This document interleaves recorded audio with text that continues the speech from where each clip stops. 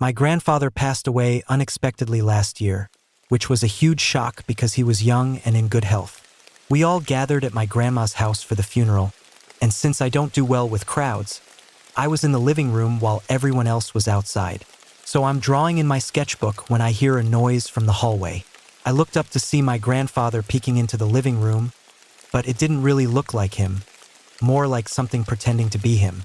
I didn't know what to do, so I just stared at him. Then I asked, "Who are you?" His face suddenly changed, going from normal to a very demonic smile that completely twisted his face. I jumped up from the couch and ran outside, where I told my dad that there was something in the house. Everyone looked through the house, but there was nothing there.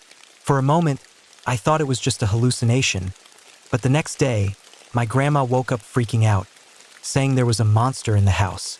She described it as a monster disguising as my grandfather.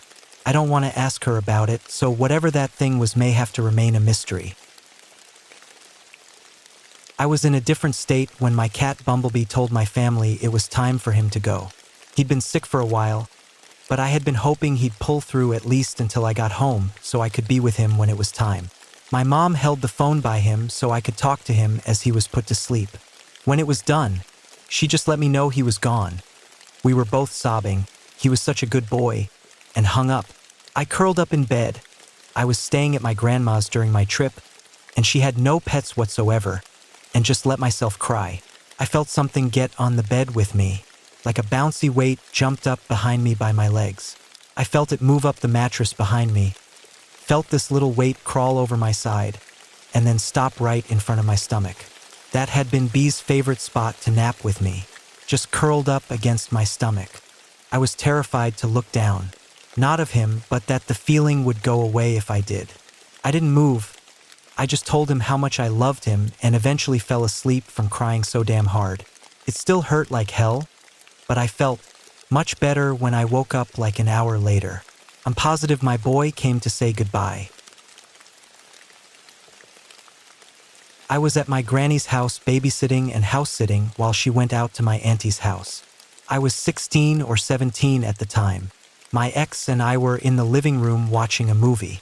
It's an open floor plan, so the kitchen table was pretty much 2 feet away from us. We heard and saw a pen drop, more or less right next to us. I didn't think much of it, just thought it must have been on the table and we didn't realize it was there, and a breeze caught it. The next couple of minutes went by, and we went back to what we were doing. Then coins started rolling from the dining table to under the birdcage. We started panicking, thinking it was Cousin 1, whose bedroom was on the same level as us. My sister and Cousin 2 were upstairs the whole time, and we could hear them playing with all the toys. Cousin 1 then sat in the living room with us and closed the living room and kitchen door. We could still hear my sister and other cousin upstairs, and the coins started rolling again. When my granny got back, we told her everything. We showed her which pen had dropped, and she laughed. She said she only had 2 of these specific pens, one in a drawer on the other side of the kitchen, very far away from where we were sitting, and one that was on the calendar in her living room. The one in the living room was still there, so this pen managed to make its way from inside a drawer to the other side of the dining table, and coins from a windowsill made their way under the dining table to begin to roll. My granddad took his life in the house a few months prior to this. These specific pens were branded with his old workplace. We think it was him playing one last prank on us and saying hello. My aunt lives in a home that's been in her husband's family for generations, with Native American ancestry intertwined. The house is notoriously haunted. Whenever we visited my aunt, my family would sleep over because she lives in a secluded area. You have to understand, my family is very old-school Catholic, so they don't really fear any of that stuff. But boy, were many of us frightened or had experiences in that home. Anytime we visited, not just us, anyone from our family, my aunt would drape the windows with bedsheets. Apparently, if she did not do so, we might see an apparition of a man who hung himself. During Thanksgiving holidays, me and our extended family would visit my aunt and stay over. Since everyone, and I mean everyone, was terrified of the house, we all collectively slept in the living room. No one wanted to sleep alone in the available rooms, except my aunt and uncle, who grew accustomed to their roommates. Once, we were asleep when the chimney in the living room just roared fire. It startled us all because the chimney had been off. We tried to ignore it. I personally felt someone stroke my head but was too scared to look. My cousin recently shared that one of those Thanksgivings in the late 90s, she woke up in the middle of the night to see a little girl praying next to her. My favorite memory was when my mom was too scared to go to the restroom in the middle of the night. She asked one of my other aunts to accompany her. They turned on the kitchen and hallway lights because they were scared. Since we were all sleeping in the living room, we saw the lights were on. Once my mom was done, they ran back to their beds in the living room because they were scared. Shortly thereafter, they realized that the lights were still on. They were both afraid to go back and turn them off and were bickering about it when the lights suddenly turned off by themselves. Creepy place. My aunt still lives there. When I was a kid, about 5 or 6 years old, we would usually celebrate Christmas or New Year at our ancestral house in the province. On one of those nights, there was a power outage. My cousins and I were left upstairs while the adults were preparing dinner downstairs. My playful cousins started a game of hide and seek. I was just in the living room, sitting quietly, playing brick game, the one with a backlight. When I looked up, I saw an old lady sitting on the rocking chair, playing cards. She smiled at me and said, "Nina Mui Hermosa." I smiled back and asked if she had been sitting there for a while, apologizing for not noticing her sooner. She remained silent and continued playing with her cards. When dinner came and we were all called, I asked my mom, "Mommy, aren't we going to ask Lola upstairs to come have dinner with us?" They were all puzzled because there wasn't any old woman in that house. Years later, I returned to our ancestral house and saw an old photo hanging on the wall at my grandfather's dental clinic. Back then, dental clinics were based at home. It turned out to be my great-great-grandmother. I had never met her. She died decades before I was even born. It was years later when I figured out what she had told me, when my grandmother returned home from the US and stayed with us for several months, speaking in Spanish. I don't know why, but that phrase always stuck with me. I used to participate in a summer youth theater program a couple of miles from my house. It was a small local theater that used to be a church before the congregation outgrew the building and built a new one across town. The building is well over 100 years old and was very well known for having a ghost named George who resided there. The rumor among all the kids was that George killed himself there jumping off the balcony, but in reality, he was just one of the final people to have a funeral there before the church closed. Or so the story goes. George was well known among the theater staff and actors. Props would move mysteriously, chains in the prop room would rattle with no one around, and several managers reported George throwing books near them whenever they stayed too late. Pretty benign stuff. I was 13 at the time and had biked to the theater.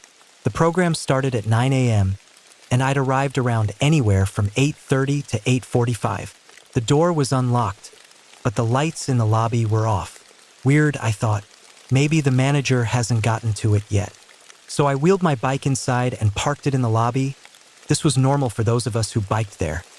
There wasn't a place outside for us to lock our bikes, and headed into the pitch-black house to take my seat.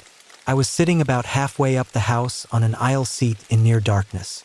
The house was illuminated by the lobby windows filtering in from the stairs behind me, akin to a very dim automatic night light. I could make out the seats and barely make out the stage and the balcony. It was then that I felt like I'd been blasted by cold air. It was a warm summer morning, and while the theater had pretty decent AC, I was nowhere near a vent. With goosebumps on my arms, I looked at the stage and saw a silver misty shimmer the size of a man hovering above the balcony. And then the house lights turned on, and whatever I had seen vanished along with the icy chill.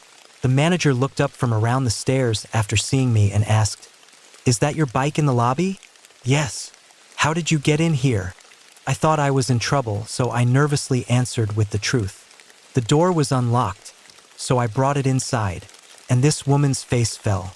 She held the keys up and said, "I just unlocked the door.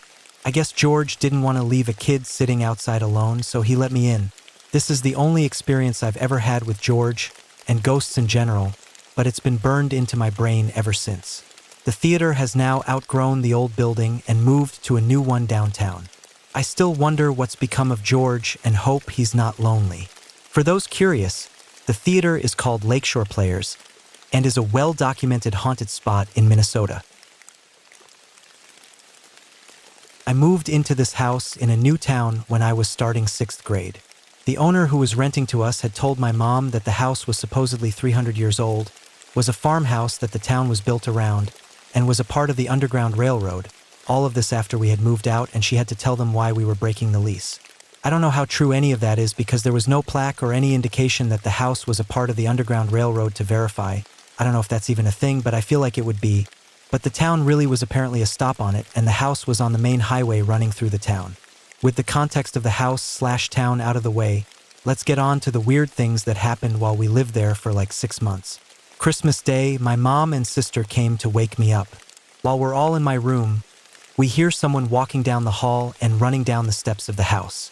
Mom grabbed a bat from my closet, and we all huddled walking down the steps to the phone. We were going to call the police, and this was right when cell phones were becoming a thing, but she didn't have one yet. No one was in the house, and my cat had been in the room with us because he slept with me every night and would follow me on my morning routine every morning. Speaking of the cat, he was fat, old, and lazy until we moved into that house. Then he became very weird is the only way I can explain it. He'd stare at nothing in the other room, and his hair would stand up like he was scared.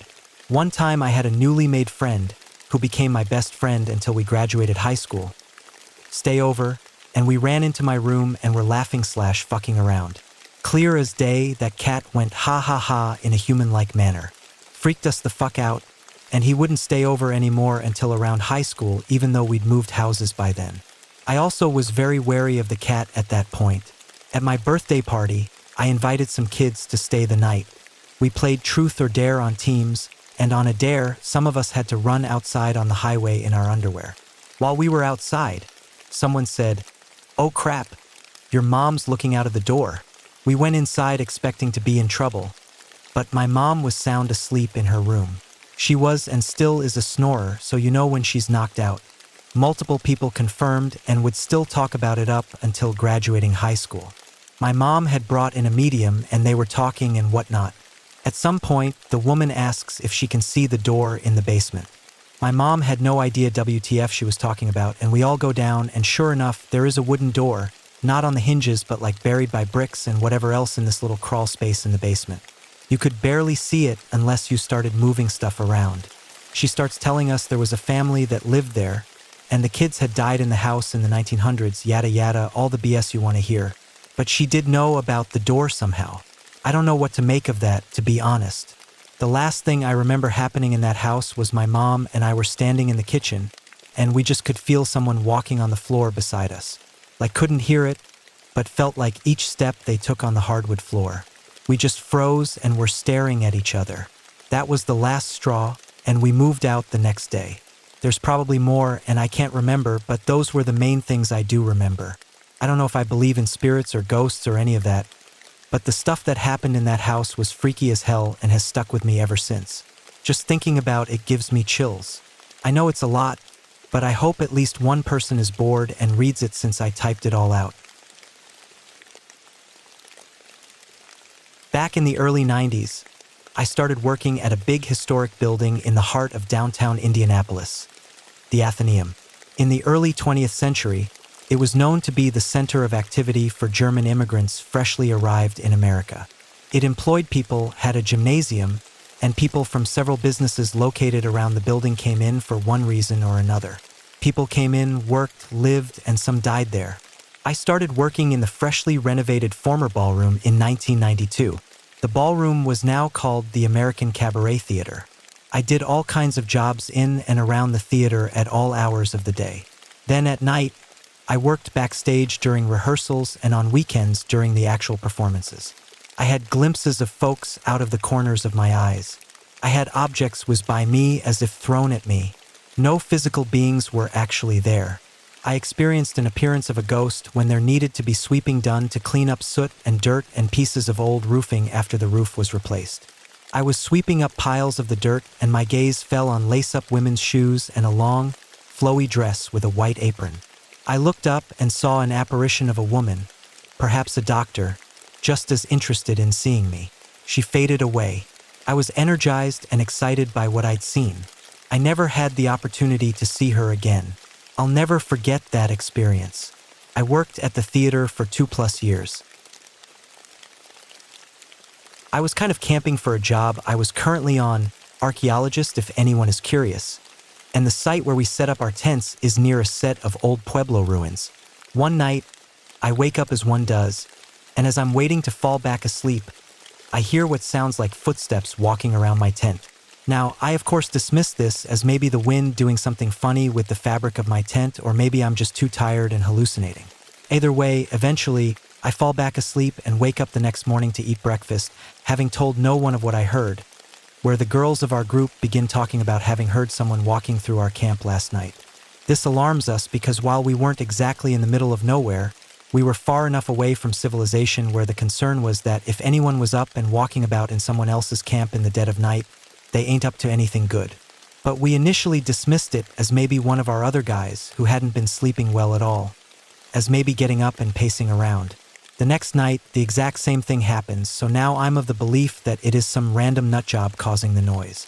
I get my e-tool, sharpen of course, old army habits die hard, and my flashlight, and I wait for the footsteps to get close enough when I hop out of my tent, figuring it's either an animal, in which case if it was a bear I'd at least get a good whack in before I died, or if it was a guy I'd get the drop on them.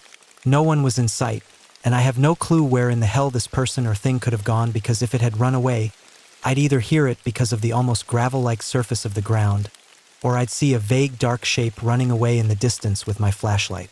Nothing. Whoever or whatever it was had some Sonic the Hedgehog energy because I didn't hear or see a thing. Needless to say, this kind of spooked me a little, but I ended up going back to bed without any further incident that night. Over the course of the rest of our stay, I came to find out two things, since my tent was situated away from the rest. Number one, the footsteps always had a pattern to them, and number two, they always originated from the direction of the Pueblo ruins.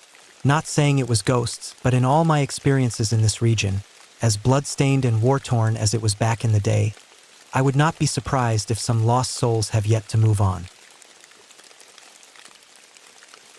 I was out walking my dog one night. We would always walk through this well-lit neighborhood to some corner and then back home. That night, the light where we normally turn around was burned out. As we got closer to the corner, the hairs on the back of his neck went up, and he was on alert, teeth bared, warning growls, etc. He was a sight hound, and I was used to him seeing things I couldn't, but still, the whole thing made me uneasy. So we turned around early. Walking towards home, he would constantly look over his shoulder and growl. Then, right before we left the neighborhood to turn onto a main street, he flipped around and just started snarling and snapping. He was clearly in a fight with another dog. Except, he was the only dog. After 30 or so seconds of fighting, he stopped, gave a couple more barks as he watched something, then turned around and started towards home, still looking over his shoulder and growling occasionally. But no more fighting, at least. I'm not one for supernatural or paranormal stuff, but I did see my dog fight a demon dog, apparently. When I was around 14 years old, I had to put down my Siberian husky. She was large for a female husky and looked almost exactly like a wolf. Light gray markings and deep brown eyes. She had the husky stare down too. She had cancer and canine dementia and couldn't walk very well, but was still her sassy self up until we had to let her go. My dog was very protective of me and showed her teeth when anyone came close. She was my dad's dog, but she followed me around everywhere and protected me if she felt I was in danger. A few weeks after we had put her down, I went into my family's garage to get some drinks. The door to our garage has a few wooden steps with a big white meat freezer to the right and empty space to park the car in front and to the left. The drinks were on top of the freezer, so I went down the steps and grabbed a few cans. As I was turning around to go back inside, I heard the sound of claws on concrete running towards me. It couldn't have been anything else. There was no wind. Nothing had fallen or moved at all. It sounded exactly like my dog had run up to me, as if I'd been gone for a long time and had just come home. If you own dogs, You know that the scrambling sound of paws on a hard surface can't be mistaken for anything else. It scared me then, and I rushed inside, but I now think that it was my husky coming back to protect me. Her urn is on my shelf now, and I have a picture of her hung up on my wall. Sometimes I think I hear the claws on hardwood sound around my house when it's otherwise silent, but I can't be sure. Subscribe if you enjoy the video or watch another.